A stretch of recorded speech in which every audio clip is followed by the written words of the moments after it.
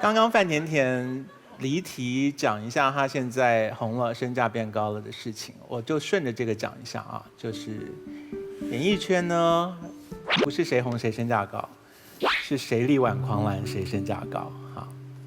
康熙为什么那么好看啊？就是康熙一沉闷的时候，小 S 就力挽狂澜，那就像一场沉闷的足球赛，有一个人踢进1分，全场的观众呢为之欢呼陶醉的同时，他就在乎那进球的一刹那而已。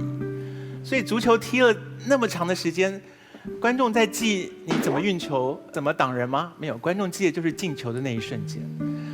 林心如演戏也是一样，就是她让观众刹那之间泪崩的那一刹，那个就是立功的时刻。我们看《还珠格格》的时候，谁会记得那些在清朝的宫里面走进走出的那么多的人？你还是会看那几个打动你的角色，因为他们射门得分了，他们要你笑你就笑，要你哭就哭。所以林心如赚到了很多人的热泪，小 S 赚到了很多人的笑声，范甜甜你自己赚到了大家的欢呼，那就是你们力挽狂澜的时刻。我们有钱的大老板们不花钱在你们身上，花钱在谁身上？对不对？所以你们刚才双方都非常的理想化，一边在讲要靠制度，一边在讲是 family 啊，我不是这样看的。我跟大家简单的讲一下我对于每个人生活的追求最简单的原则是什么。我觉得每个人生活追求最简单的原则是实现你自己。你很弱，就实现那个很弱的你自己；你很强，就实现很强的你自己。人只有在实现了自己，才会感觉到快乐，没有别的路可以走了。你赚多少钱，你创多少公司，那都不值得你实现你自己。如果你很会种花，把花种好了，你就实现了你自己，你就会感到满足跟快乐。所以我们今天讲的这个题目是什么？当别人能力很差的时候，你要不要力挽狂澜？你力挽狂澜，在我想象中，既不是那个制度要求你们要分工合作，或者是这边说客户会满意或者是不满意，是你有这个能力，你干嘛不实现你自己？你为什么要把2只手插起来说，老子就是不帮你的忙？你耽误的是谁？你耽误的是你自己啊！你有几次机会可以把手这样踹起来说，老子不帮你忙？你每年12个月踹12次手，你这1年就过去了。你要到哪一年才实现你自己啊？所以你有能力，你就要发挥出来。你何必为了别人是笨蛋还是弱者，你就不发挥你自己？这没有道理嘛。所以，如果你问我说，哦，那你有能力力挽狂澜，你当然展现你自己。那些没有能力力挽狂澜的人怎么办？那些就是求你的人啦。世界上就这么2种人嘛，对不对？所以，我们今天的辩题是说，当别人求你的时候，你要不要出手？我是绝对出手的。我干嘛不出手？我不是为了可怜他或怜悯他，我是为了实现我自己。我是想知道我自己可以讲到什么地步。你认为我每一次在这边讲话是为了要让我的队伍赢吗？我在这边讲话是我要讲我要讲的话呀，我是要讲给你们听，让你们听进去我觉得重要的事情。所以你就算我讲了什么话，让分数变得比较高一点，那真的不重要。就是你力挽什么狂澜？你在你这边餐厅里面，像如今讲的，他培养了什么美德？就是别人不做事的时候，他做事啊。你认为那个勤劳的美德没有种在颜如晶的身上，让她变成了一个比较好的人吗？我觉得有。所以每一个人的经历，每一次力挽狂澜，最后是作用在我们自己的身上，让我们变成一个更棒的人。心如刚刚讲得很客气，说同一个笨蛋新人不会跟他每一出戏都撞上。如果撞了3次，心如总会开口说：“我们下次不要再请那个人跟我一起演戏了吧？”可是很不幸的事情是，当林心如说“我们不要再找那个笨蛋跟我一起演戏”的时候，还会跑出另外一个新的笨蛋来的。所以林心如还是得力挽狂澜，她还是得在这出戏很沉闷的时候表演一个特别棒的一场戏，让观众为之落泪。然后康熙要做10几年的节目，我们哪一集不会遇到一点状况？我们怎么会不需要小 S 力挽狂澜，让大家笑出声，觉得这一集是值得欢笑的一集？所以力挽狂澜是为了我们自己，不是为了那个求你帮助的笨蛋。谢谢。说得好。好，我们来听听金姐。我觉得今天这个辩题啊，我们在看那个卡通片的时候，他用一种职场的方式告诉我们是个职场现象，在职场当中跟你工作的人总是要力挽狂澜，是你的态度。其实，在我们现代社会当中，这种事情已经涉及到了我们日常生活。现在在社会当中流传着一种观念：我弱我有理，你就该帮助我，因为你强，你为什么不帮助我？与人为善是人的基本一个准则，但是什么事情都是有限度的。大家记住，无限度的爱那是滥爱。做人是要有原则的。一次我绝对帮你，2次我救你，3次你有问题。社会交往当中，每个人这个节制度就决定了你对社会的负责任。像心如说的，每次换个新人，这人需要帮助的话，那如果是永远是新人的话，我永远会帮下去。但一个人重复3次的话，我就觉得我不会再帮了。这个概念咱们要清楚。为什么我们有善良的、美好的语言的同时，我们有那么刻薄的语言？金姐在国内是典型代表，刀子嘴豆腐心。我说话比谁都狠，但谁需要我帮助他，我会帮助他。但如果我在帮着3次以后，我发现我害了他的时候，我就不要帮助他了。这时候我用最恶毒的语言，哪怕他不能接受的毒舌的语言，我抨击他，他骂醒了，我是救了他了。在职场当中，我们都是平等的。如果你要是力挽狂澜有那个决心的话，像马东一样自己开拓事业。在职场上，对于弱者我们要伸出援手，但对于无赖打住。请记住，总是求你力挽狂澜的人，不要救，不要帮，自生自灭。说得好，说得好。大家好，我是虽然割了眼袋，但依然会长出来的艾曼马。大家好，我是虽然没有割眼袋，可是我的眼袋还是比马东小的 KK 康永。大家好，我是被人称为毒舌的那个，但是没办法，我这辈子毒下去了。JJ 金星，我们是 KJ。你觉得我们的开场白怎么样？还不错，有乌鸦飞过的感觉。你真的是太没品味了。来，让我们全场热烈的掌声送给我心中的女神林心如小姐。谢谢。暑假到了，叉叉绵绵。哇，真的是神一样的存在啊！神一样的存在。坐在林心如小姐旁边，我突然有一种梦回唐朝的那种感觉。老师，我们是清朝的。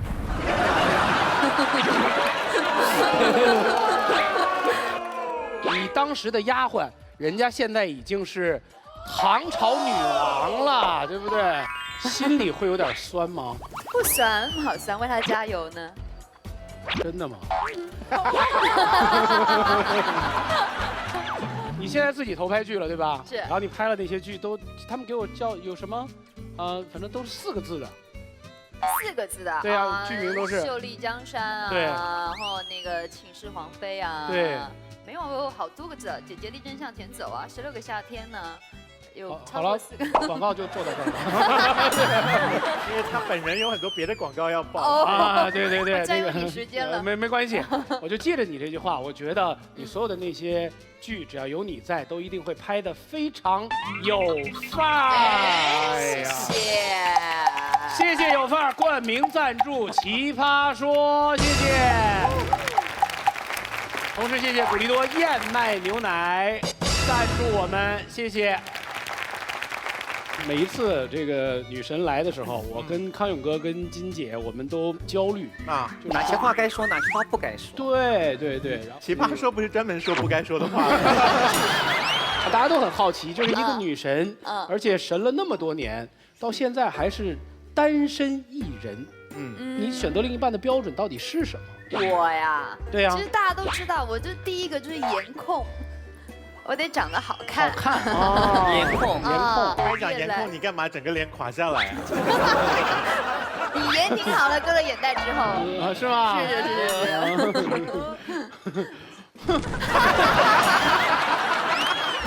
什么演技啊？就现在会更重视内在，需要他有担当、有肩膀。是什么时候改变的？对颜值放低了以后，找内在的是什么时候开始？颜值一直没放低，但内在要求更高了。前觉得颜值高就算内在不太好的话，我觉得他但一般是有颜值的没内涵，有内涵的没颜值。林心如，你今天走进摄影棚之前，我不是跟你讲过讲话要小心吗？对你刚刚讲说过去的颜值好，内在不怎么样，真是让我捏了一把冷汗。没有，我不是那个意思。刚才这个话题会伤到谁呢？没有。啊，这个头痛好吧。我整个头要宿醉一样痛。非常感谢林心如小姐，然后，哦，对，我们好像还卖出去一个 mini talk 来着，忘了。你什么都卖啊？你一套可以拿去卖。如果允许你和你的男神或者女神，嗯，在无垠旷野中露宿一晚，露天哦，你会选择怎么度过这一晚上？先下手为强了。如果是我的男神的话，在饥寒交迫的情况下，你还是要先下手为强啊，就是先得手。先得手再说。您呢？这晚别睡了呗。要做的事儿多了呀，不能只做那一件事儿。好多事，很多事儿都要做完了以后，明天再也不见我的男神，我有很多东西我可以回味着，对吧？如果是12个小时的话，晚上嘛，12个小时当做24小时来过。我有打算放人家活着回去。你这是在旷野中把别人刨坑埋了的意思。康永哥会选择怎么过呢？我就会跟他讲《1001夜》的故事吧，就开始把他给勾住，让他每个晚上都离不开我。好高哦！在一夜把另外的1000夜给办掉，对，真是太好了。你呢？我应该开着一辆东风标致308S，在旷野中跟他共度一晚，因为308S 有着超大全景天顶。当我跟我心目中的女神坐在东风标致308S 里面，仰望星空，然后一起说看雪、看星、看月亮，从诗词歌赋聊到人生哲学。你们都知道这句台词啊？是啊，我也知道。其实不光你一个人知道，我们现场还有一些我们的选手，比如那边那位李如如小姐 Hello， 你好。她特别会给你的剧配音啊。我们有一个片段来试一下，如如来给我们试一下好不好？好，来吧。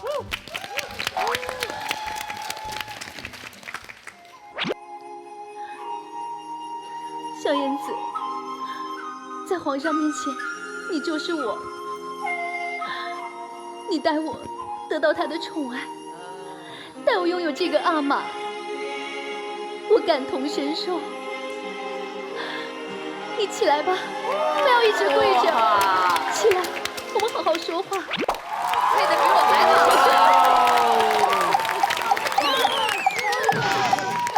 厉害耶！因为我是看着你的戏长大的。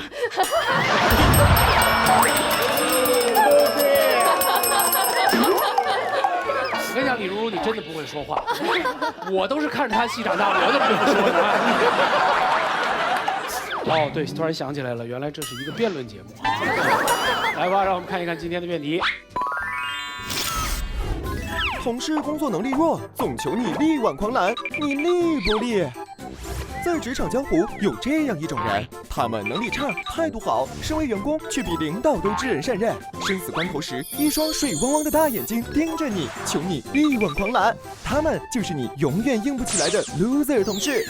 面对他们，你有2种选择，一种就是认命，俗称以大局为重。能力越大，责任越大。正所谓好人一生加班。同事能力差，出工出力不出场绩，弄不好适得其反，扔下一堆烂摊子，让你进退两难。与其这样，还不如必要的时候帮上一把，既突出自己，又上下得物，换一片好评如潮，说不定还能让你在众多 loser 中脱颖而出，化身 leader。另一种选择是坚决不帮。在这个适者生存的社会里，带一只猪闯荡江湖，意味着你在和整个生物链做斗争。我弱我有理，你能你活该。这大概就是他一次又一次心安理得让你力挽狂澜时候所想的了吧。帮得了一时，帮不了一世。你如果心甘情愿承认自己是蜘蛛，那就给我披星戴月的滚。所以同事能力差，总求你力挽狂澜，你力不力？今天对面真是实力非常强劲，范甜甜、秋晨、艾丽真是大咖云集。看到这些大咖我是非常紧张的，但是看到对面有艾丽，一块石头落了地。我们的对手是陈明、吴天宇、颜如晶3位辩论圈的高手。你干嘛？你自己是辩论圈的好吗？看到他们3个，我也胆寒啊！怎么会胆寒？怕什么？讨厌陈明。对面谁会先发言呢？艾丽。艾丽发完言，他们心里的石头也才能落地。艾丽发完言，应该甜甜直接就攻击他了。对，甜甜就去奇袭他。他还敢黑你，这个变态，看我弄死他！陈明为什么会讲艾丽的原因？我认为他是嫉妒艾丽。在他来之前，艾丽是我们全场鸡汤王，是吗？就是啊。对，然后他就撒了个比他更高级的那个鸡汤。他是狗血王好了，他真的是千年老鸡炖出来的鸡汤，真的是。秋晨可能是放最后，那秋晨就交给我了吧？也只能是你了。2个汉子之间的对决。好，题目出来了。同事工作能力弱，总求你力挽狂澜，你力不力？现场100位观众，红蓝键，正方力，反方不力，请选择。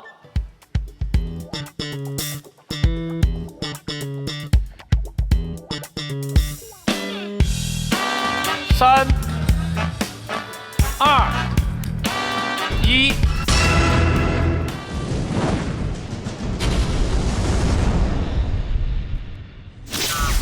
你以前演戏的时候，以前你身边那个演你丫鬟的那个人，后来演了女皇的那个，他一条一条他老是不过，最后他求你力挽狂澜去帮帮他，你力不力？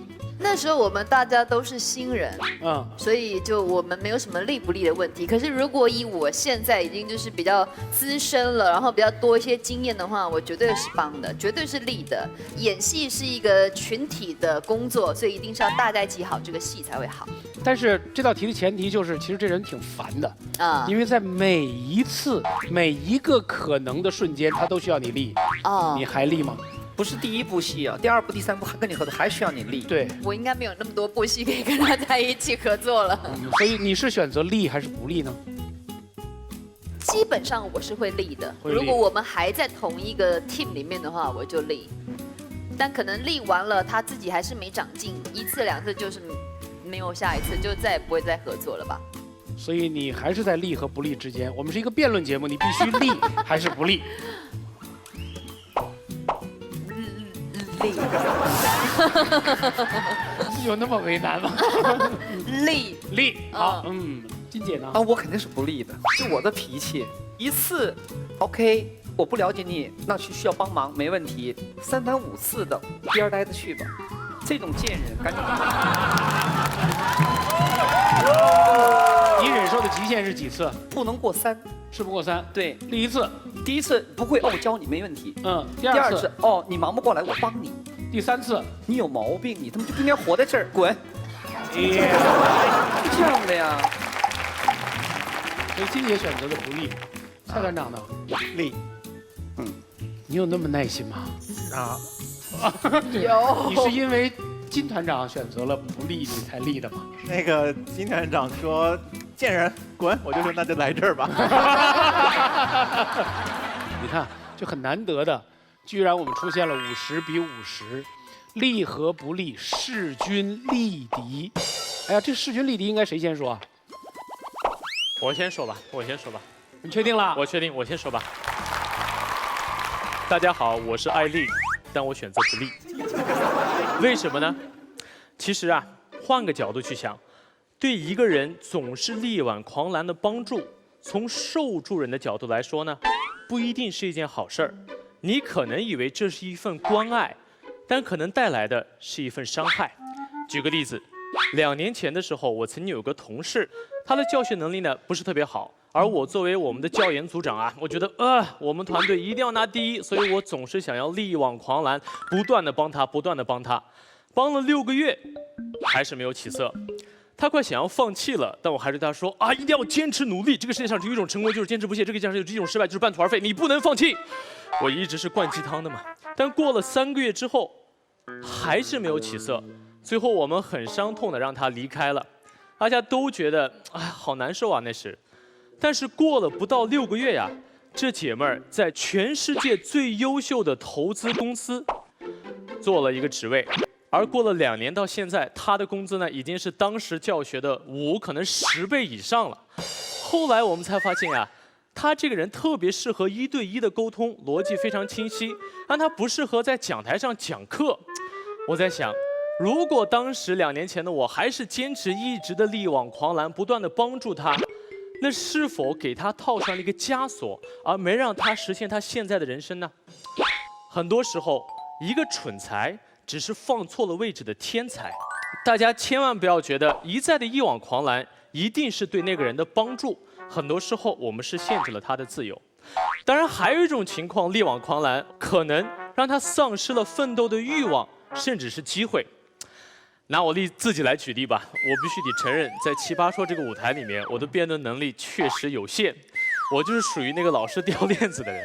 但如果每一次我一说话狂跳票，甜甜姐就上来立刻力挽狂澜，帮我把票全部拉回来，看似是好事，但是呢，一来我会对她产生依赖，二来我会认为团队的胜利就是我自己能力的进步。这是一种幻觉，现在是好事，等到将来，如果我一个人要面对那么多的风险，那我就是最大的悲哀了。但好消息是，每一次狂跳票的时候，甜甜姐从来没有力挽狂澜，而总是倒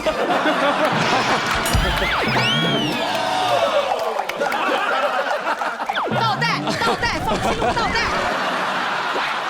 而且不仅没有力挽狂澜，还把我骂得稀巴烂。但是啊，我知道甜甜姐这不是一份小爱，而是一份大爱，这是母爱。母爱。你刚才对她的依赖就是恋母情节，你知道吗？对。但是啊，2天前的时候的晚上，在录完节目以后，甜甜姐把我叫到了酒店的楼间里。啊，没。在这个楼道里面啊，对我说：“艾丽。”你每次被我这么说，心里面会不会委屈？但你不知道的是，我之所以说你，就是一句话：恨铁不成钢啊！我当时听了以后，心里真特别温暖，而且我从头到尾啊，从来都没有记恨过甜甜姐，因为如果说她真的每一次都帮我打掩护，那我永远没有机会看到我的问题真正在哪里。我想进步，我是个弱者，但你每一次都力挽狂澜，那我永远要弱下去。我永远没有机会成为一个强者，我永远没有机会实现自己的愿望。所以各位，当你想要一而再、再而三、三而四，甚至每一次都力挽狂澜救助那个人的时候，请记住，你的爱可能是一份伤害，不要温柔地杀死他。非常感谢，谢谢。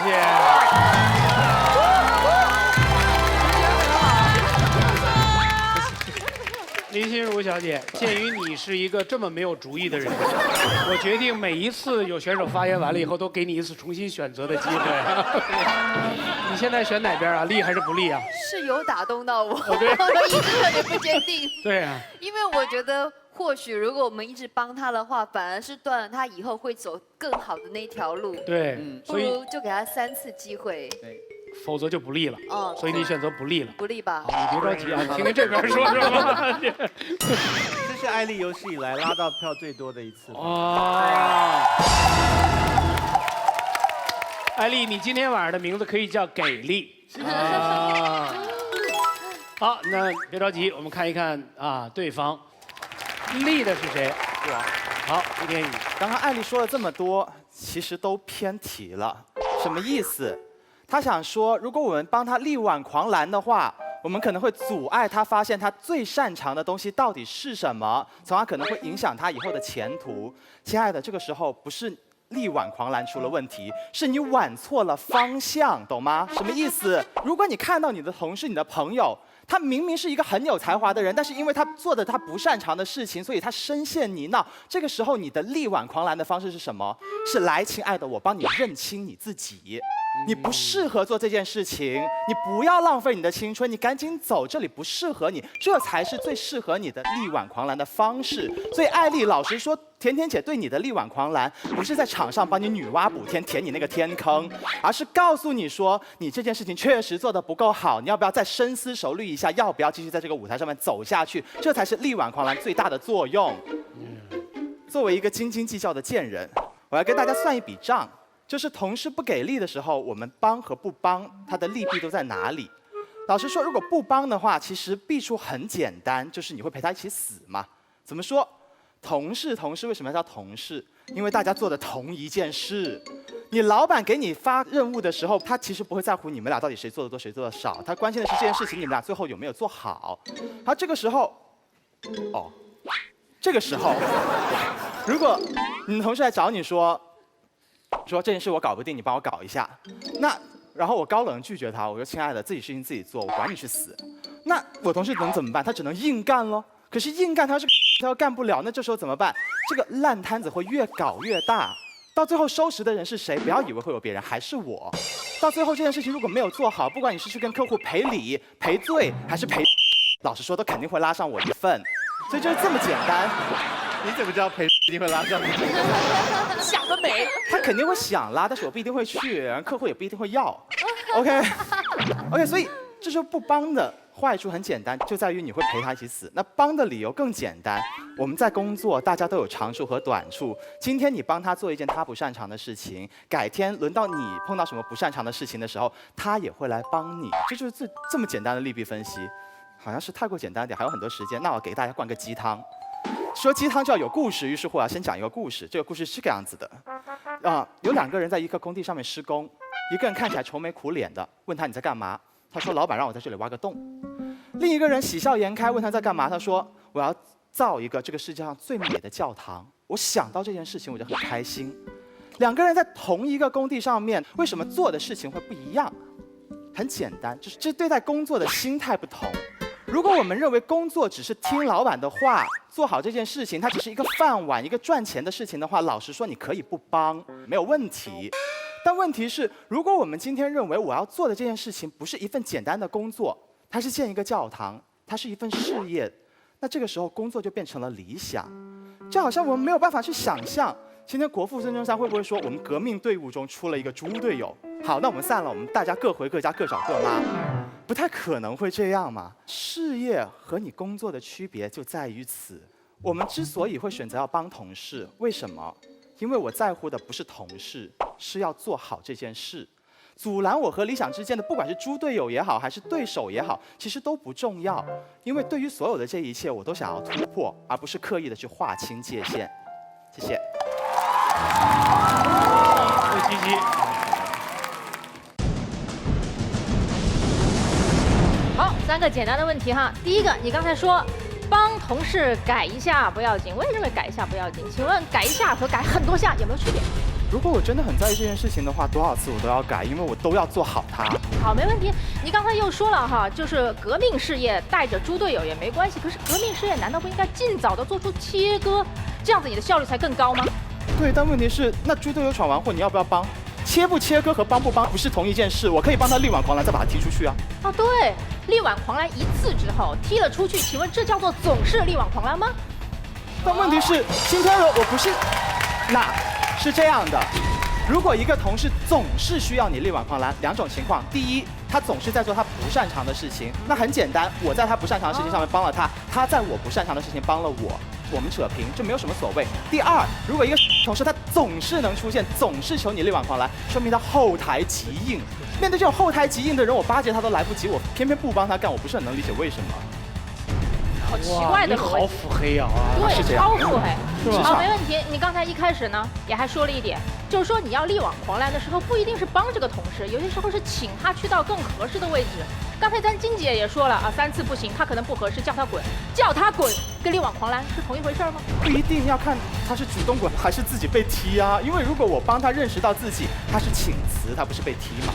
所以在你的观点里面，留着他也是力挽狂澜，叫他滚也是力挽狂澜，什么时候不是力挽狂澜啊？那要看他最需要的到底是什么东西。如果他需要的是找准自己的定位去做一份另外的工作的话，能帮到他就算是力挽狂澜。如果他还想留在这个岗位继续干的话，那帮他做完就是力挽狂澜。取决于他。就这样吧，就这样，你们两个进入了绕口令模式了。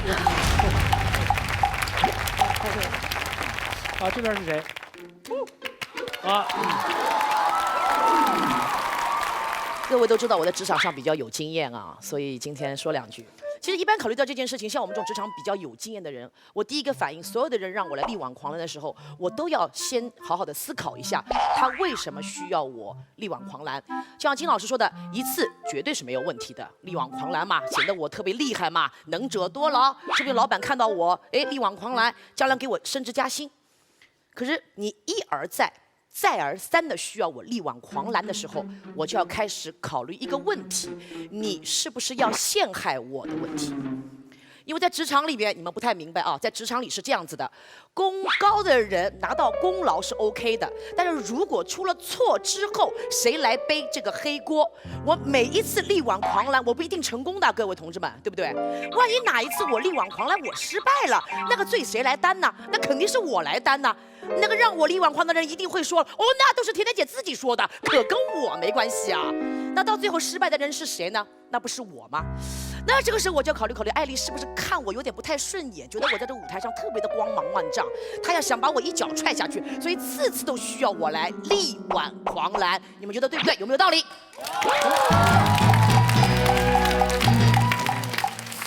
这是一个比较假傻的人，用假的聪明啊来诟病我，特别想让我帮他力挽狂，让我出错，要把我范甜甜踢出去，啊，这是坚决不可能发生的，我告诉你们。只要有我范甜甜一天在，让他给我披星戴月的滚。还是在金老师后面啊。还有就是有一些人呢，我就很担心啊，对面我又看到成名了，我要担心他给我灌鸡汤，我特别害怕啊。所以说有的时候我们同情别人啊，大家做好一个思想准备。就像我范甜甜也是，我作为一个艺人，有的时候在没有火的时候啊，别人2、3千块钱能请到我。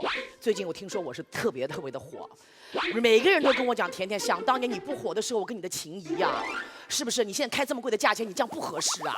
我心想是啊，我不能够这样做呀，人情大于天呐，是不是？这虽然跟力挽狂澜没什么很大的关系啊，但是我就觉得好像有这么一点关系。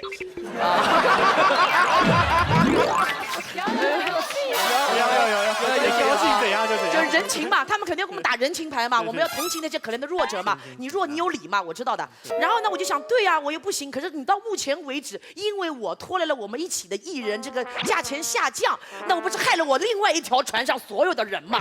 是不是？所以我今天跟这个电视机的以前的好朋友说一说，现在我火了，价钱得提了。过去的人情债，咱们就在今天了结了。我的人生要开始新的篇章了。最后呢，我要狠狠地说一句话，在职场要踩碎你的玻璃心，扔掉你兑水的速溶鸡汤，办公室不相信眼泪。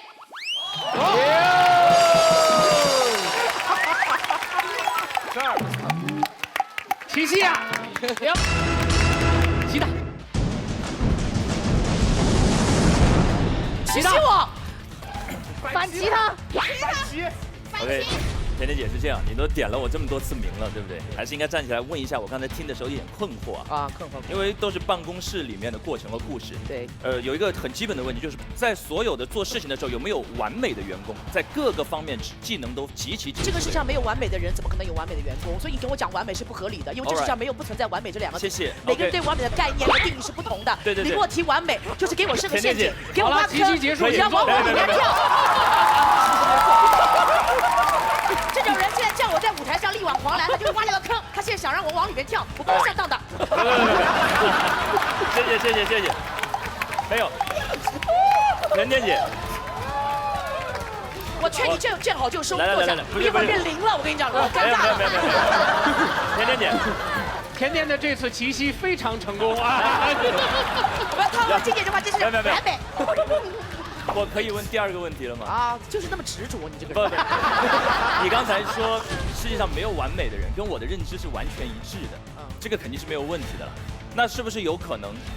打个比方啊，甜甜姐你辩论非常厉害，那有的时候艾丽需要你力挽狂澜，但是当你们讨论头上的这个东西是叫 berry 还是叫 cherry 的时候，我们也需要艾丽出来力挽狂澜一下，对不对？不同的人有不同的。因为他的英语没有我英语好，其实你等一下，不同的。他新东方教的老师，他不是8科的。甜甜，你听我说完，不同的员工，每个人身上有不同的长处，这没错吧？如果我们经常对那个需要帮助的员工力挽狂澜，并且成为一个习惯的话，是不是一个团队里合作的基础？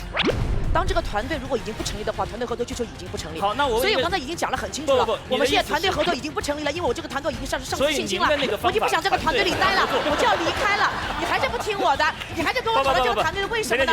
我已经要下这艘破船了，我要上新船了，你怎么就是不理我呢？真的是。甜甜姐。哎呀，甜甜姐，这个船已经漏洞百出了。甜甜用了出大招了，这是我用了这种满嘴拉痢疾的模式。好，刘老师，我们不是一个严肃的辩论。再说你一个专业辩手，说我辩论比较强，你不占我便宜吗？真是的。没有，我人生当中什么时候说过这是一个严肃的辩论节目？你请坐吧。我待会儿来解释，谢谢。啊，你真的就做了？他已经先坐下了。哇，这是有史以来最成功的一次奇袭了。林心如小姐，你决定站在哪边？当然是甜甜这边。啊，坚决不利啊！好，92%，正方，哎呀，来了。不要教会我。其实我们来看看甜甜姐刚才说的点哦，从下往上看。她刚才说第3个点是她火了，恭喜你甜甜姐。但是这跟今天的题目有一点距离，对，所以我们就不谈这点。啊，第二，她就说真蠢跟假蠢的人，她就说在公司里有时你遇到一些人扮真蠢，有一些人假蠢，所以我们还是不利了，所以不如换一个更好的东家之类的。但是不管你去到哪一个公司，不管你去到哪一个地方，都会遇到同样的人的。如果你每一次去到一个地方，你都要披星戴月的滚，这样你要滚很多次。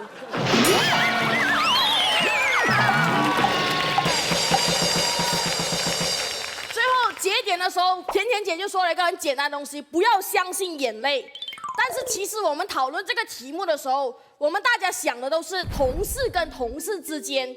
帮助跟被帮助人之间，但是我们忘了一个最重要的人物，真正在这力挽狂澜、力不力过后会流眼泪的人物，那是谁？顾客，是顾客。你想一下，如果一个公司里的人有一些猪队友跟一些不帮猪队友的人，最后真正遭殃的人是谁？是那一批给了钱去买这个服务的顾客。打一个很简单的类比，我去点餐，餐厅吃饭，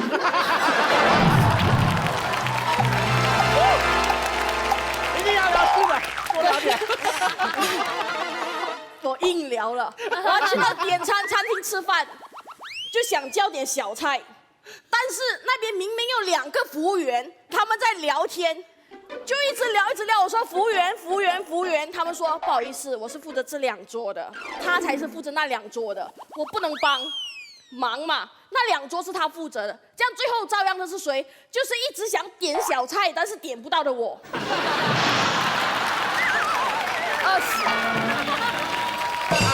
真的是生死事小，吃饭事大。其实这种情况就是我们很常见的那种官僚主义嘛。就是我们打电话去找我想办一个护照，他说不好意思，这不是我部门的，请你按2。我按了2，不好意思，这不是我部门的，请你按3。按了3，不好意思，这是4。然后按了一大堆9，不好意思，请你按0。就是踢皮球，你踢给我，我踢给你，为什么？因为大家都抱着同样的态度，那不是我的事，我不要帮，帮了是我多事，那不是我的地方嘛。每一个人都抱着这样事情，最后遭殃的就是我们这一批不愿意就好像可能就是甜甜姐这一批不愿意帮人的人了。到时他去点餐的时候，那服务员就在那边聊天，不帮他上菜了。所以我们才说，如果每一个人都怕吃亏，你怕吃亏，我怕吃亏，到最后是大家都吃亏，这样就很简单啊。不吃亏的方法是什么？就帮啊。这难得我可以讲一个故事。我是有出过去打工的。去打工的时候，因为我不说话，所以我总是做东西很快。但是我的同事们喜欢聊天，所以会做得比较慢。但是既然有一个这样的制度，就是大家做完了才可以一起下班，这样我总是做完了，没有理由在旁边看报纸嘛。这样等也是很浪费时间。这样我就帮他们啊，帮他们做完事情，大家一起下班。他请我去喝个茶，事情就解决了。没有人觉得解决了问题吗？所以我的意思就是不要怕吃亏，大家多少出一份力，顾客会开心，我们可以提早下班，这样就好了。谢谢。这才是真正的鸡汤啊！我现在听明白了，他晶晶讲完以后，懒人都是好人给调教出来的，惯出来的，就是惯出来的，好吧？这边说完了，然后就剩最后啊，秋晨，好了好了，那个今天其实场上最重要的问题，刚才女生已经提出来了，就是总是要你力挽狂澜。刚才陈明说的也对，没有人是完美的人，我们都在某一些方面不那么给力。可是为什么不给力的同事那么多，却总是要你力挽狂澜呢？事不过三。为什么总是出现这种情况呢？来，我举一个小例子好了。如今谈吃，我谈辩论。那我们打辩论赛的时候，会经常见到这样一种队伍。这种队伍里面呢，其他人都不是太给力，只有一个人的能力鹤立鸡群，表现出众。每次比赛最后一个发言，总能营造出一种力挽狂澜的效果。这种队伍会出现什么情况？队伍总是在输。可是这个人总是拿最佳辩手，各位知道最佳辩手是什么吗？就是人类的世界里面的 BB King，OK？ 好了，那些评委会怎么夸他呢？他就会说，哎，你看这位同学超强的，他总是力挽狂澜。可是话这么一说啊，这个队伍的气氛就会变得非常的微妙了，对吧？队伍内、队伍外的人就会去问，哎，为什么你一直这么给力，可是你的伙伴却一直都不给力啊？为什么你在危机发生的时候愿意出力去相助，可是在危机酝酿的时候，你却没有出面制止呢？这问题一问出来，没有人会回答，可是阴影和猜忌就在我们心里面种下了。解决这个问题不是靠对方所说的那样子站在世界中心呼唤大家给力，不是的，我们要从制度层面来解决这个问题。那我们奇葩界的辩论赛跟他们人类界的辩论赛一个最大的不一样，就是输的一方要接受集体的惩罚，而且不管个人表现再怎么好，输的那一方啊也是不会出现最佳辩手，也就是 BB King 的。只有在这种制度的设计之下，大家才倾向于把力气花在前面，而不是花在后面，大家才会有动力去分享自己既有的经验、知识和能力。各位，如果制度不是这样设计的，以大家对我们场上各种撕们的这种了解来看，这个场面会变成什么样子？你们是可以想象的。比方说，我们这边有人想拿 BB King， 很简单啊，甜甜姐吊打艾丽就可以了，关对方辩有什么事情啊？对不对？先，我在私底下是见过，那简直就是辩论界的一场奇迹，特别好看，特别精彩，根本没你们什么事，甜甜姐就可以拿最佳了，对吧？就是这个样子。可是这个事情不能够这样子做。那同样的呢，我们说的不利，并不是说完全不做任何事情，我们是要在制度上面去解决那个问题发展的源头。在公司里面其实也是一样的，大家想想看，一个好的制度设计是什么样的？好的制度设计一定是肯定你的工作成果，但是不鼓励加班，允许你去帮助同事。可是绝对的是权责分明，奖励优秀的团队，但是会淡化个人英雄主义，对不对？优秀的制度都是这样设计的呀。即便你帮了800个同事，你补了800次漏洞，我代表这些同事全村都感谢你，行不行？可是你自己想要升职加薪，任何人想升职加薪都要做出自己的成绩，而放在社会上，其实也是一样的。我们赞扬救火英雄，可是真正关键的问题，难道不是去追究那个火灾的责任吗？哎，说得好，说得好。大家很爱看那个《复仇者联盟》，可是我问大家，有谁真的愿意生活在那个英雄辈出，但是危机四伏、惊涛骇浪的世界里面？就在《复仇者联盟》那个电影里面，他们自己就讲了，复联最希望有的一个世界，就是一个不需要复联的世界。所以我不知道对方希望的世界是什么样子，可是我希望，宁愿活在一个没有英雄的时代里，做一个给力的普通人。谢谢。陈明，谢谢秋晨，慷慨激昂，说的非常有道理。除了离题以外，他这一段所有的内容是告诉我们，我们要尽量不要让力挽狂澜的情况出现。我们在制度层面上做到事先预防，我们要把东西做在前面，不要让它出现力挽狂澜的情况。今天题目问的是出现了之后的选择。今天不是说我们制度层面让火不要烧，我们问的是火烧起来的时候，救火队员要不要冲上去？我们都希望制度做在前面，但对秋晨，我想你也认可一句话：没有制度是完美的，我们只能尽量减少力挽狂澜出现的概率，但它总有出现的可能。就像你刚才举的辩论的例子，我们在制度上不断的改进，会尽量减少那种前面说可能坑比较大，需要最后一个人填的情况。可万一出现了，最后一个人该怎么做呢？他最有能力。前面可能已经有了很大的坑，他站了起来，挽还是不挽，利还是不利？不利，是也许队伍就很和谐了，大家觉得哎你跟我们一样怂，然后就输了。可是利还有一丝赢的机会啊！你刚才在不断的在提到制度层面上要不断的改进，哎，其实让我想到一个观点，跟我想的很像啊。今天职场在制度方面的前进方向会是什么样子？我们往前面推10年，我们写字楼的隔间都是啪啪啪，一格一格一格，每个人在自己的隔间里，我不知道旁边人在干什么，我把自己的事情做好，别人的事情我也不要管。现在我们去谷歌，去很多新的公司和办公楼，一进去敞敞亮亮，正中间一个大客厅，那是营造的一个什么感觉？是一个家的感觉。我们未来的公司也好，职场文化的发展方向是一个家的文化，所有的员工在一起喝着咖啡。所以我最新看到的一个新闻，也可以抱着狗狗上班了。大家可以很热情的在里面谈论同事工作和生活已经越来越高度重合，同事在更多的场景里像是你的家人。各位，你家人弱了，你家人遇到困难，你要不要力挽狂澜？你要不要帮？你的弟弟哥哥出这事，你要不要帮？就这么简单呢。所以你看，刚才在对方所说的所有的陈述中，我刚才有记啊。甜甜姐说，我担心他是不是要陷害我，我担心艾丽为什么要这么做，你们非要这么做我就走。秋晨说，你看前面挖了一个天坑，最后一个人起来，那情景有点微妙。我们在对方的这种职场价值文化当中看到的不是真诚、坦诚和信任，看到的是颇有芥蒂，看到的是无处不在的猜忌。我不知道为什么。在我们同事与同事都力挽狂澜的一个公司、一个职场文化当中，大家就像朋友一样的工作，大家就像家人一样的生活，这么一种公司有哪里不好呢？而且我再回到最初我说的那句话，也是我最后的一个落点：在这个世界上，没有谁是永恒的强者，没有谁是永恒的弱者。今天别人有难需要你帮，明天你也可能有短板需要别人来扛。我们每一个人都抱着一种你有问题我就帮你的态度，团队合作不就出现，不就和谐了吗？就这么简单呢。说得好，谢谢。马薇，我觉得，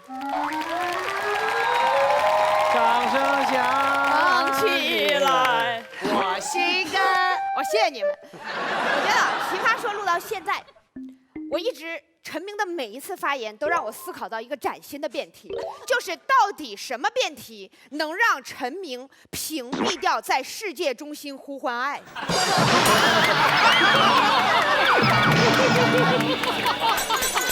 对，从长生不老到世界末日，从朋友圈到谈恋爱，从父母关系到亲子友谊，他任何时候他都能说 We are family。We are family。我和你心连心，永远一家人。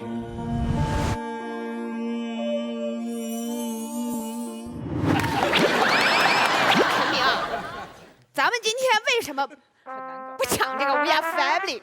为什么不讲人有没有缺陷？原因很简单，因为你讲了半天这个东西不叫力挽狂澜，叫做公司里面有分工。OK， 有分工，大家要互相协作的时候，是不是叫力挽狂澜呢？那不叫，什么意思？比如说。现在摄像老师需要我帮忙走个位，说薇姐，现在能不能摆个 pose 啊？我们后期好剪。我说没问题你这句话说的是对的，就你刚才那个绝对得剪掉那个，就你那个 pose 真的好剪。但是那个时候我有帮摄像老师力挽什么狂澜吗？没有。摄像老师是弱者吗？不是，我们两个是共同干了一件事儿而已，明白吧？所以我们在不同的工种上，是不是每个人都有缺陷？有，是不是每个人都有做不到的事儿？有，所以才有职位设置这一说嘛。所以秋晨才说什么呢？制度解决，制度解决叫什么呀？叫每个人都待在合适的位置上，这样每个职位就不会有总是干不了这个职位的弱者，如今上餐厅就不会点不到餐，为什么？因为那个总是在聊天戴帽的两个服务员，已经披星戴月的滚了嘛。然后他们就可以按照艾丽的建议，寻找新的事业方向，来到奇葩说的舞台上了吗？这不是一个对公司、对客户以及对整个社会发展都非常有利的一个分工和制度吗？所以我们说分工对，爱对，协作对，可是你处在一个让所有人都放弃自己的分工并不适合你的职位上，你成为一个狂澜制造者，这个时候你不是在世界中心呼唤爱呀，你是在世界中心制造暴风雨，你知道吗？到了你呼唤爱的时候了。非常感谢你刚才用3分钟的时间帮我们陈述完了这个时代分工的重要性。但我要告诉你，那是属于过去的时代，那是工业2.0的时代。在那个时代中，不断的分工细化没问题，你知道吗？为什么现在格子间在取消，沙发在越来越多？我举个简单的比方，2个小例子，都是我们奇葩说的例子。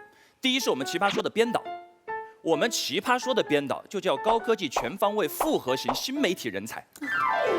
哇，你赢了，你已经赢了，不用说了。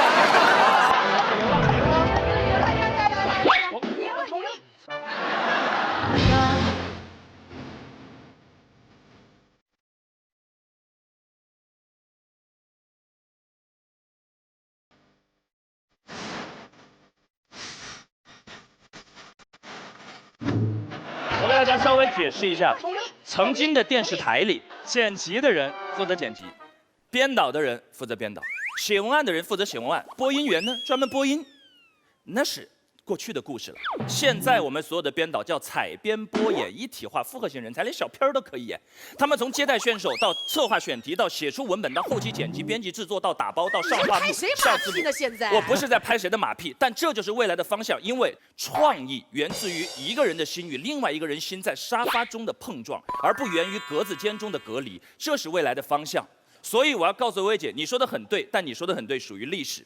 第2个小例子也是奇葩说，你知道吗？我在看第1季奇葩说的时候，我非常非常羡慕第1季奇葩说的选手。我们都在录奇葩说，这是我们的工作。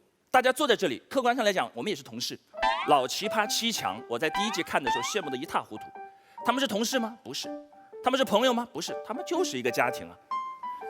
甜甜姐，我知道。我们才不是家庭呢。听我说完。张飞很多次了，哎，张飞很。陈明，听我说完。为什么你一句话就破坏了一个家庭？不。马东老师，我知道薇姐又说我要呼唤爱，但是这不是我呼唤出来的。如果7个人在一起说我们就是一个家庭，那不是真家庭。7个人天天我踹你一脚，你踹我一脚，这就是我们心中家的样子，你知道吗？不怕得罪啊！哇，你一句话又挽回了一个家庭。所以在整个第一届的舞台上，我们知道，不管艾丽在前面是什么样子，甜甜姐可以在事后骂她，薇薇姐可以在事后不断的训她，但是在这个舞台上，在工作当中，义无反顾的力挽狂澜。就像刚才我觉得是林心如小姐说的非常好，拍片的时候有问题，我问题一定要帮，因为它会影响我的片儿。但是完了之后，完了以后的事情完了以后说，所以在她需不需要我力挽狂澜的那个瞬间，我们当然是需要的。但是至于之后，我是帮她。训他还是开他，那是后面的事情。今天辩题探讨的是这一瞬间，此时此地，总是力挽狂澜，你的选择。别忘了，总是力挽狂澜。是，总是力挽狂澜也是一样。为什么？因为你开了一个，下一次不会出现这种情况吗？就不利了吗？我们针对的又不是一个人，是无数次这种情况的时候你的选择。最后我要强调的一个，也是刚才金姐和心如小姐可能一点小小的误解在辩题上。这个题目中前2个字叫同事，同事是没有开同事的权利的，开不开人这个决定在领导。我帮了同事力挽狂澜之后，我不是要你默默帮、傻子帮、暗在地里帮，帮的事情要堂堂正正的跟领导讲。他老是出乱子，我老是帮他，领导，我说实话我也很累，但是为了这个事业我一定要帮。但之后领导您说了算，最奸诈的开还是不开？这种人，领导必须。太吓人了，是不是傻逼？可以了，吓人了，哥们儿。人家都站在世界中心，你们就不能让人家互换爱吗？怎么了这是？所以最后一句话，我们其实向往的真的就是一个像各位、像对面坐的各位那么一个家的环境。家人遇难，请伸手，就这么简单。别着急。他说的理由我不是完全同意，但是他至少说的一点，我觉得还是说准了，就是奇葩说这个编导团队。我给大家介绍一下，你们往后面看，那个站在最上面的那个女孩啊，就是橘色的那个啊，对。她呢，她经常大家会在奇葩说里看她演一些小品啊什么的，但其实她真实的工作是在组里面负责买盒饭。而且他是全组的颜值底线，这个组就是最差也就长成这样了。好，陈明说完了，一句话，给他说一句话，给他说。艾丽说，我就说一句话吧。今天我再总结一下，我们不是说不帮，是不要一而再再而三的帮，因为这个数就没头了。你说你帮了3次，你帮第4次，帮第4次你帮第5次，你要帮到永远吗？好了，知道了。只有一种人我会帮，就是我帮到山无棱，天地合。那是尔康，不是我同事，就这么简单。叫你管好你孩子，你怎么不管好呢？今天晚上楼梯见见。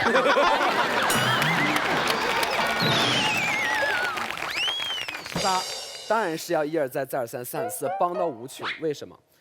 我们选择力挽狂澜，其实大家不要把这件事想象成这个同事犯了什么错误，我们必须需要付出特别大的代价才能去力挽狂澜。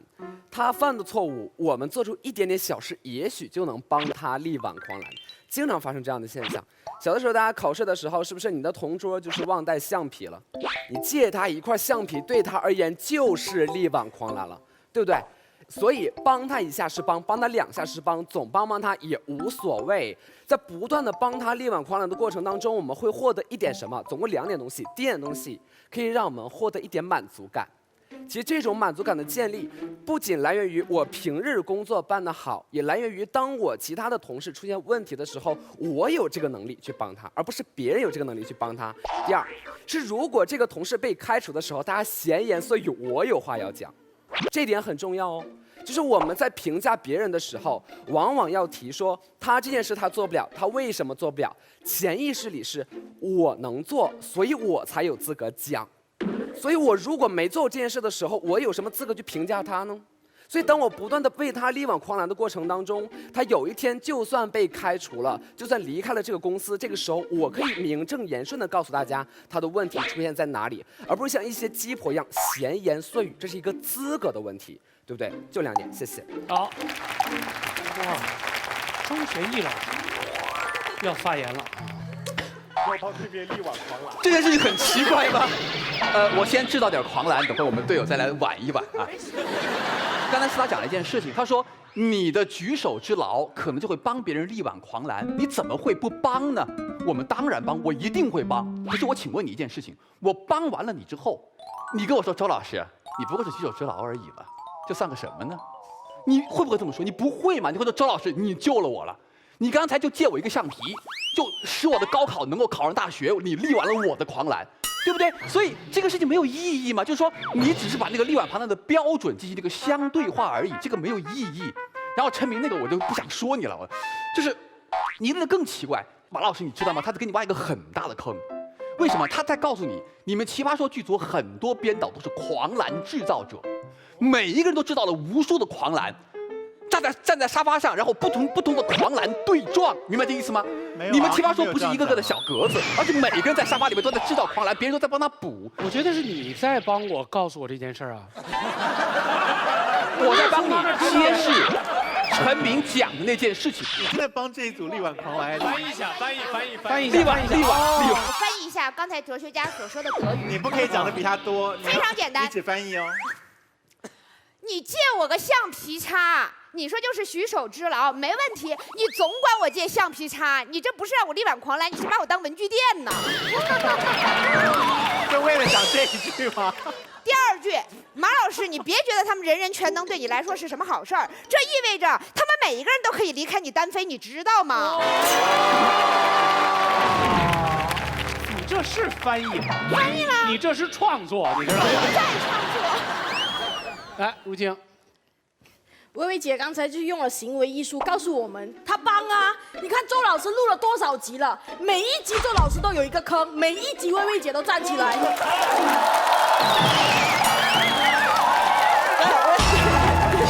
所以这不是总是有问题，总是在帮忙吗？这不是一家人吗？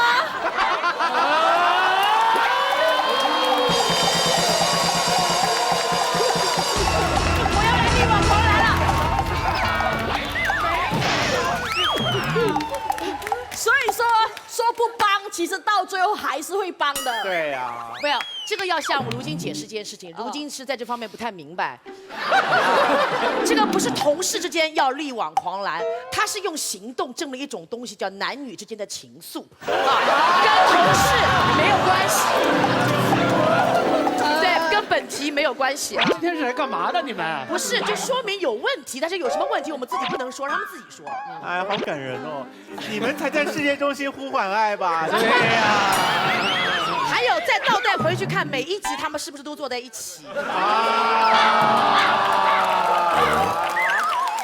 这就是说，有时狂澜挽一下，挽一下，挽一下，还可以挽出感情出来，这也不是很好吗？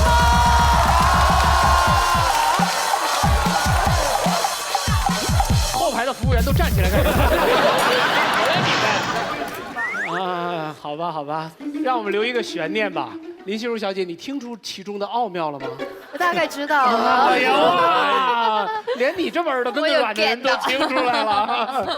好吧，我们辩论就到这儿先告一段落哈。我们要听听两边团长和最后林心如小姐的立场选择。那这个两边是康永哥先说还是金姐先说呢？看金老师的意思，我都好。你先说吧。好，大家都看过《康熙来了》吧？看过。小 S 是不是很可爱？非常可爱。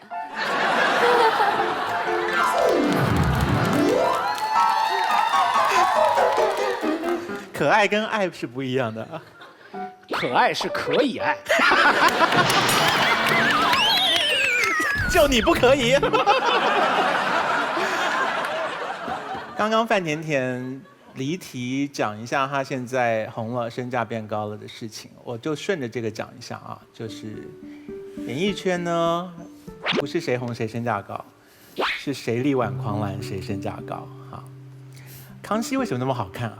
就是康熙一沉闷的时候，小 S 就力挽狂澜，那就像一场沉闷的足球赛，有一个人踢进1分，全场的观众呢为之欢呼陶醉的同时，他就在乎那进球的一刹那而已。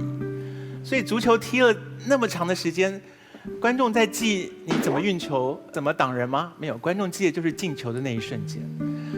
林心如演戏也是一样，就是她让观众刹那之间泪崩的那一刹，那个就是立功的时刻。我们看《还珠格格》的时候，谁会记得那些在清朝的宫里面走进走出的那么多的人？你还是会看那几个打动你的角色，因为他们射门得分了，他们要你笑你就笑，要你哭就哭。所以林心如赚到了很多人的热泪，小 S 赚到了很多人的笑声，范甜甜你自己赚到了大家的欢呼，那就是你们力挽狂澜的时刻。我们有钱的大老板们不花钱在你们身上，花钱在谁身上？对不对？所以你们刚才双方都非常的理想化，一边在讲要靠制度，一边在讲是 family 啊，我不是这样看的。我跟大家简单的讲一下我对于每个人生活的追求最简单的原则是什么。我觉得每个人生活追求最简单的原则是实现你自己。你很弱，就实现那个很弱的你自己；你很强，就实现很强的你自己。人只有在实现了自己，才会感觉到快乐，没有别的路可以走了。你赚多少钱，你创多少公司，那都不值得你实现你自己。如果你很会种花，把花种好了，你就实现了你自己，你就会感到满足跟快乐。所以我们今天讲的这个题目是什么？当别人能力很差的时候，你要不要力挽狂澜？你力挽狂澜，在我想象中，既不是那个制度要求你们要分工合作，或者是这边说客户会满意或者是不满意，是你有这个能力，你干嘛不实现你自己？你为什么要把两只手插起来说，老子就是不帮你的忙？你耽误的是谁？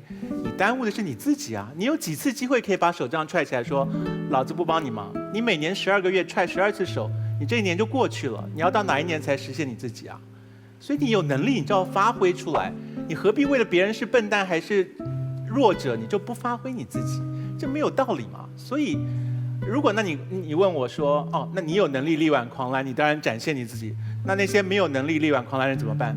那些就是求你的人啦。世界上就这么2种人嘛，对不对？所以，我们今天的辩题是说，当别人求你的时候，你要不要出手？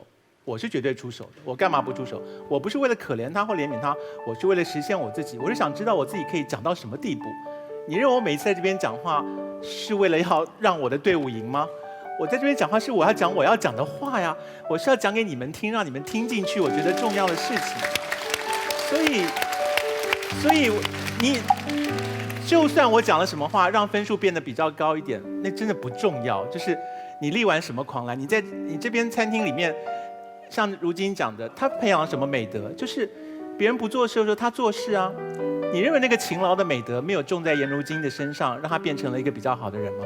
我觉得有。所以每一个人的经历，每一次力挽狂澜，最后是作用在我们自己的身上，让我们变成一个更棒的人。心如刚刚讲得很客气，说同一个笨蛋新人不会跟他每一出戏都撞上。如果撞了3次，心如总会开口说：“我们下次不要再请那个人跟我一起演戏了吧？”可是很不幸的事情是，当林心如说“我们不要再找那个笨蛋跟我一起演戏”的时候，还会跑出另外一个新的笨蛋来的。所以林心如还是得力挽狂澜，她还是得在这出戏很沉闷的时候表演一个特别棒的一场戏，让观众为之落泪。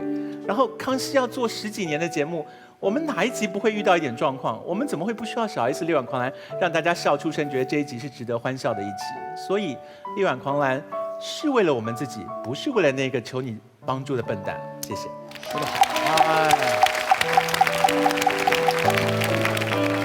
好，我们来听听金姐。我觉得今天这个辩题啊，我们在看那个卡通片的时候，他用一种职场的方式告诉我们是个职场现象，在职场当中跟你工作的人总是要力挽狂澜，是你的态度。其实，在我们现代社会当中，这种事情已经涉及到了我们日常生活。现在在社会当中流传着一种观念：我弱我有理，你就该帮助我，因为你强。你为什么不帮助我？与人为善是人的基本一个准则，但是什么事情都是有限度的。大家记住，无限度的爱那是滥爱。做人是要有原则的。1次我绝对帮你，2次我救你，3次你有问题。社会交往当中，每个人这个节制度就决定了你对社会的负责任。像心如说的，每次换个新人，这人需要帮助的话，那如果是永远是新人的话，我永远会帮下去。但一个人重复3次的话，我就觉得我不会再帮了。这个概念咱们要清楚。为什么我们有善良的美好的语言的同时，我们有那么刻薄的语言？金姐在国内是典型代表，刀子嘴豆腐心。我说话比谁都狠，但谁需要我帮助他，我会帮助他。但如果我再帮了3次以后，我发现我害了他的时候，我就不要帮助他了。这时候我用最恶毒的语言，哪怕他不能接受的毒舌的语言，我抨击他，他骂醒了，我是救了他了。在职场当中，我们都是平等的。如果你要是力挽狂澜，有那个决心的话，像马东一样自己开拓事业，在职场上，对于弱者我们要伸出援手，但对于无赖，打住。请记住，总是求你力挽狂澜的人，不要救，不要自生自灭。说得好，说得好。我相信现场纠结的应该不止林心如小姐一个人了。我们现场的观众在听完这个双方队长之后，到底作何选择？我也再给你一点时间。我跟大家分享一下我自己的职场故事。我在2个伟大的单位工作过，第一个叫中央电视台，伟大之处我就别多说了。第2个单位叫爱奇艺，它在5年内走到了整个行业的领先位置上，伟大之处也不用我多说。2个如此伟大的单位，我仔细回想，他们的共同点有什么呢？我觉得有3点。第一是，他们经常给员工提供一种喝了就能愉快聊天的雅哈咖啡。第2点，他们可以无限量的满足你一吃就变豆的豆。第3点是这2个伟大的单位门口都停着非常多的狂拽炫酷炸天的东风标致308S。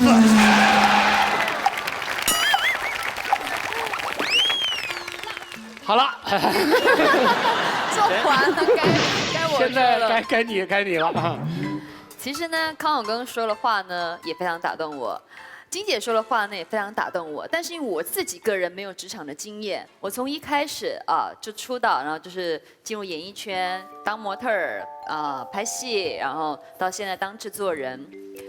当然，我觉得我们刚刚讲的是总是力挽狂澜嘛。面对新人，我曾经也是新人，所以也有人力挽我，所以我才有今天这个时候可以坐在这边跟大家一起分享。然后当我可以挽别人的时候呢，我觉得我会去做，但不是一而再再而三的做，因为如果我每一次都这么帮你的话，我拖累是我整个大的团队，整个大的家庭。那这么大的损失，我要对谁负责？是我自己必须要负责的。所以我可以给你机会，我一定会给你，因为我也是一个非常善良的人。可是呢，我觉得这个机会你不能给了1次之后，你跟我要第2次、第3次。之后你就没有机会了，这是我的观点。所以你的选择是反方，不利，是吗？好，我们这个3位导师都做出了最后的陈述，请现场的观众做出最后的选择，利或不利。开始，5、4、3、2、1，反方胜出。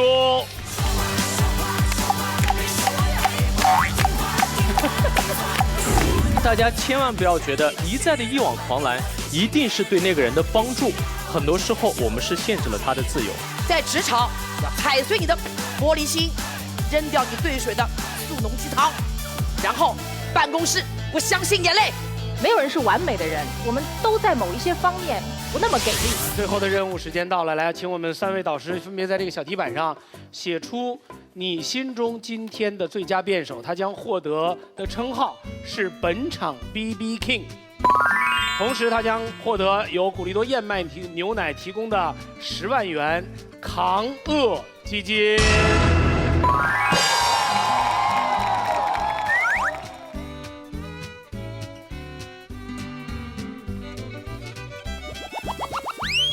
好，我们从这个女神开始。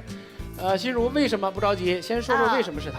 一开始我的立场其实是蛮不坚定的，我一开始是立的嘛。但我听了她的一番见解之后，我觉得她说的非常的打动我。然后，可她最打动我的是她头上那2颗东西。所以是他使你成为了一个肌无力患者，是吧？力变不利啊！深深被他打动了。金姐呢？今天我觉得他是表现得非常好，在几场下来表现非常好的一次，最好的一次是我给他。康永哥为什么选择扣的那个人？他被他妈给抛弃了，我奖励他一下。啊耶 ，OK， 来，请亮题板，看一看。